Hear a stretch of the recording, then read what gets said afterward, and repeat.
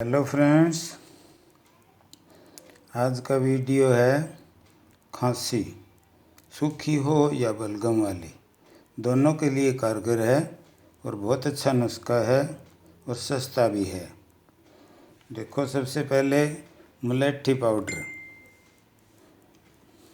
मुलेठी powder अगर हम 20 ग्राम लेते हैं, मुलेठी साबुत लानी है और घर में कूट पीस के या मिक्सी में पाउडर बना लेना है।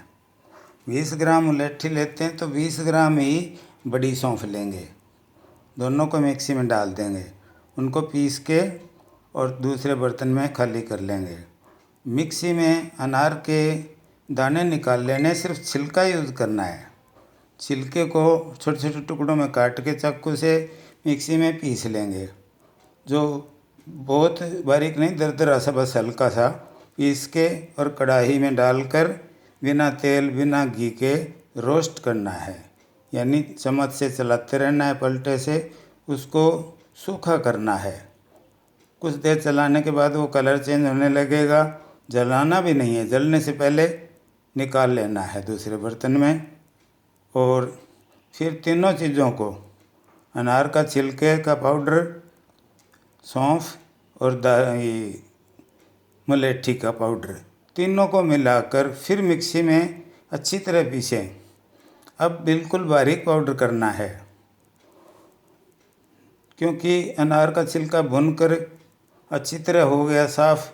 फिर भी उसको, इन तीनों को मिलाकर कांच की बोतल में या कांच के जार में, एयर टाइट जार में भरकर सूखी जगह रखना है। फ्रिज में गलती से भी नहीं रखना, नमी आ जाएगी। और 2-3 दिन अच्छी धूप लगानी है। सूरज की धूप लगने से जो नमी है वो भी निकल जाएगी। धूप लगाते वक्त थोड़ा सा ढक्कन ढीला कर दें ताकि हवा बाहर निकलती रहे, मॉइस्चर निकल जाए। अब लेना किस तरह है इसको? जब खांसी आए, इस पाउडर में से आधा चम्मच हथेली पर लें या किसी बड़े बावल या छोटी उस कटोरी में लें। उसके अंदर बराबर की मात्रा में मिश्री मिला लें और मुंह में रखें। उसको धीरे धीरे रस को चूसते रहें। रस चूसते चूसते गले में लगेगा, मुंह में लगेगा और धीरे धीरे निगलते भी रहें, पेट में जाएगा। बलगम को ढीला करता है, खांसी को रोकता है। अब खांसी चाहे सूखी हो चाहे बलगम वाली, दोनों में कारगर है।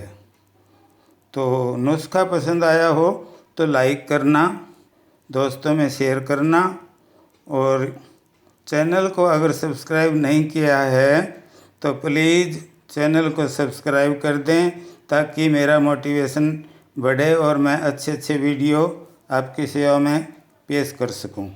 धन्यवाद। Thank you.